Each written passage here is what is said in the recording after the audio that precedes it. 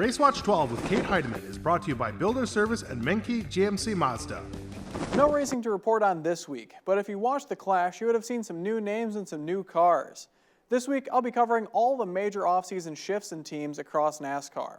It's been long known that the replacement for Kevin Harvick at Stewart-Haas would be Josh Berry, but maybe lesser known would be that Berry's former teammate at JRM would also be joining him in 24. Noah Gragson, after a tumultuous 2023, has landed himself a spot back on the Cup roster, taking the SHR-10 car after the retirement of Eric Almirola from full-time competition.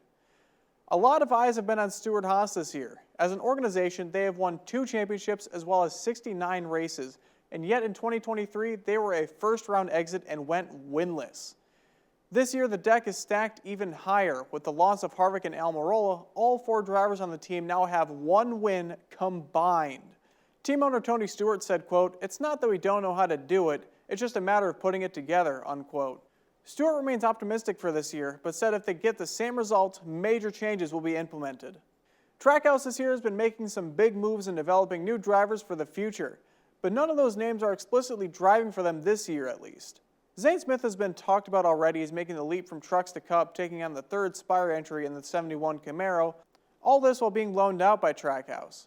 The team is now also doing the same move in the lower series with Chicago Street Course winner Shane Van Gisbergen.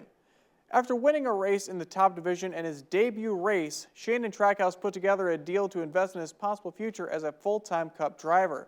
Using an extra entry at Colleague, Gisbergen will be loaned out to the team in a new number 97, running full-time in the Xfinity Series alongside new driver of the 11 car Josh Williams and AJ Allmendinger making his full-time return to the series in the 16.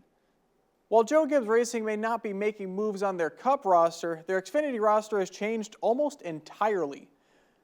Now losing a second driver to JRM in the form of Sammy Smith, and with John Hunter Nemechek being called up to Sundays, JGR had no full-time drivers heading into 2024. That was until they poached 2 big names from a couple major teams. Sheldon Creed has left RCR to pilot the 18 for Gibbs full-time, while Chandler Smith will be making his return to the Toyota lineup in the new 81 entry. Meanwhile, Gibbs will remain committed to fielding part-time entries, opting to keep the 19 as it was last year, with Ryan Truex and William Sawalich being just a couple names confirmed to make starts.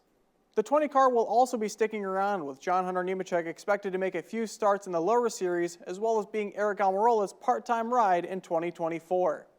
For Racewatch 12, I'm Cade Heidemann.